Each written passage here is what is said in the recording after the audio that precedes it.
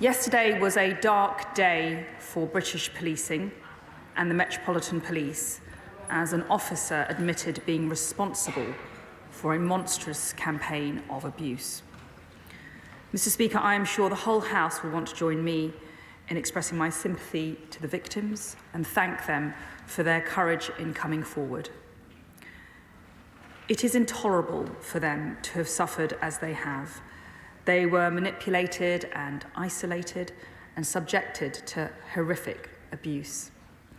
For anyone to have gone through such torment is harrowing, but for it to have happened at the hands of someone they entrusted to keep people safe is almost beyond comprehension. The victims have shown extraordinary strength and courage. Their testimonies were essential in ensuring that Carrick faces justice for his crimes. It's thanks to them that this vile predator has been taken off our streets, and the public are safer as a result. Mr. Speaker, the police perform a unique and critical function in our society. Every day, thousands of decent, hard-working police officers perform their duties with the utmost professionalism. They feel pride in putting on their uniform and want only the best for the communities that they serve. I know that they will share our collective disgust that a fellow officer could be responsible for such a despicable betrayal of everything that they stand for. It's imperative that this cannot happen again. And so I'm grateful for Lady Eilish Angelini's assurance that she will look at this heinous case as part of her inquiry. Mr. Speaker, from the moment I became Home Secretary, I've made clear that things have to change. Public trust is precious. Our model of policing by consent cannot work effectively without it.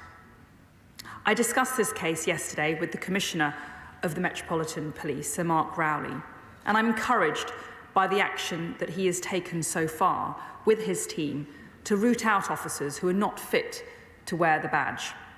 This effort is being spearheaded by a new anti-corruption and abuse command. But there is still some way to go to ensure that the force can command the trust of the people that it serves.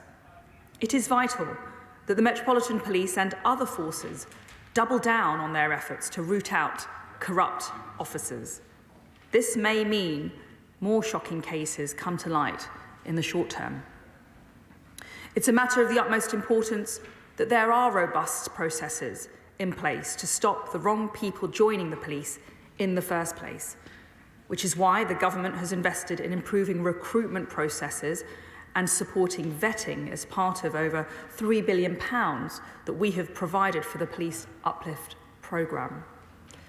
I expect this work to continue at pace and for all Chief Constables to prioritise delivery of the recommendations made by the Police Inspectorate's recent report on vetting, counter-corruption and misogyny. It's now for the Metropolitan Police to demonstrate that they have an effective plan in place to rapidly improve their vetting processes. Much of the impetus for change must come from within policing, but this government will continue leading from the front. As I've been clear, we are bringing forward part 2 of the Angelini inquiry to make recommendations on how forces can improve culture and tackle the root causes of police criminality and misconduct.